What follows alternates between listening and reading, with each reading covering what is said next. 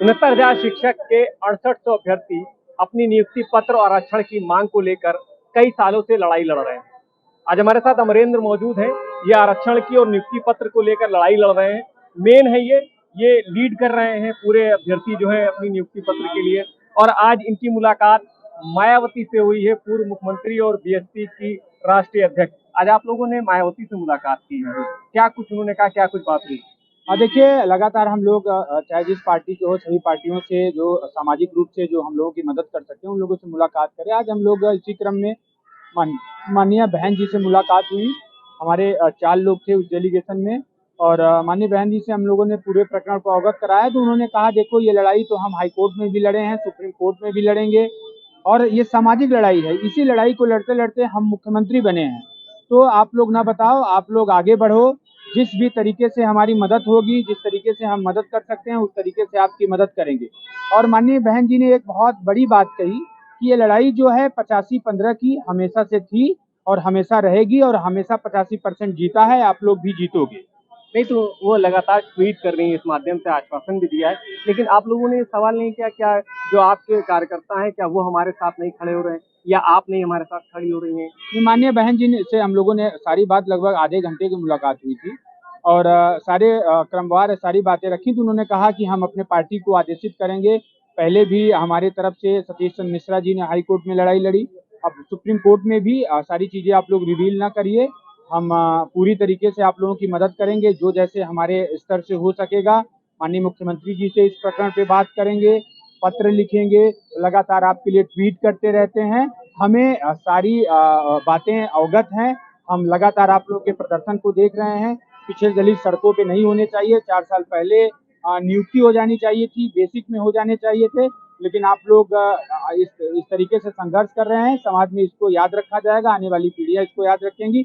आरक्षण बचेगा तो हम सब का अधिकार मिलता रहेगा। क्या लगा आज आप मायावती जी से मिलके आए हैं, बसपा की प्रमुख हैं, पूर्व मुख्यमंत्री हैं, तो क्या आश्वासन मिला, क्या लगता है उनके आश्वासन से कुछ काम बनेगा? बिल्कुल, हमें बहुत उम्मीद है। जैसा कि पूर्व में भी बहन जी ने बहुत ज़्यादा हम लोगों का साथ दिया। लगातार उनकी जो है नज़र हमारी इस प्रक्रिया में जो आरक्षण विसंगति हुई है, इस पर लगातार उनकी है। आज जैसा कि मुलाकात हुई, उन्होंने कहा कि पल-पल की जानकारी हमको रहती है और समय-समय पर वो ट्वीट भी करती रहती है। उन्होंने कहा कि जैसे पूर्व में हम हाई कोर्ट में हमने आपकी चढ़-बढ़ के मदद किया है और सुप्रीम कोर्ट में लड़ाई गई है, साजिशन गई है, इस पर हम लोग कहीं पीछे नहीं हटेंगे। पूरी तरीके से, पूरी दमदारी से मुंहतोड़ जवाब दिया जाएगा। जैसे भी होगा हम लोग इस लड़ाई को सामाजिक रूप से लड़ेंगे, क्योंकि ये बच्चों की लड़ाई नहीं है। उन्होंने साफ साफ कहा है कि ये आप जैसे बच्चे जो जो बेरोजगार हैं वो नहीं लड़ सकते, ये हमारी लड़ाई है, ये हम सब समाज की जिम्मेदारी है, सामाजिक लड़ाई लड़ने वाले लोगों की जिम्मेदारी है। हम सब इसी वजह से इसी लड़ाई को लड़ के यहाँ तक पहुंचे हैं और इस लड़ाई को हम लोग जीतेंगे। और ये जरूर साजिशन तरीके से पिछड़े दलित वर्ग के बच्चों को बाहर किया गया। बहन जी ने खुल के इस बात पे कहा है कि बहुत गलत हुआ है कि हाईकोर्ट का आदेश आया और हाईकोर्ट के आदेश के बाद माननीय मुख्यमंत्री जी ने क्यों आखिर नियुक्ति नहीं दी।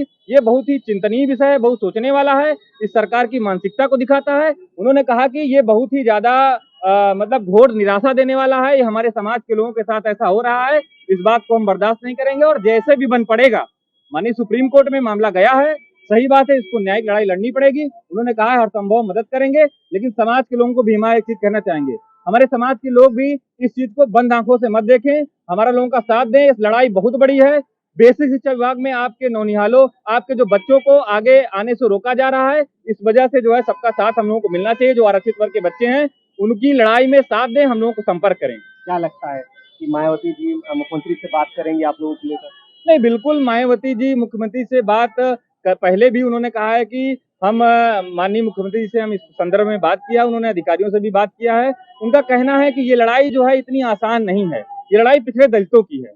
आप इसको हाईकोर्ट से जीत गए, इसका मतलब ये नहीं कि आपको न्याय मिल जाता। ये उनको अंदेशा था कि ऐसी मानसिकता के लोग हैं जो पिछड़े दलित विरोधी लोग वहां पर हैं। उन्होंने कहा कि इस लड़ाई को हमें सुप्रीम कोर्ट से बढ़ चढ़ के जीतना पड़ेगा, क्योंकि इसको फंसाया गया, इनको पूरी तरीके से पिछड़े दलित वर्ग के बच्चों को बेसिक में ना जाने के लिए पूरी तरीके से षड्यंत्र है।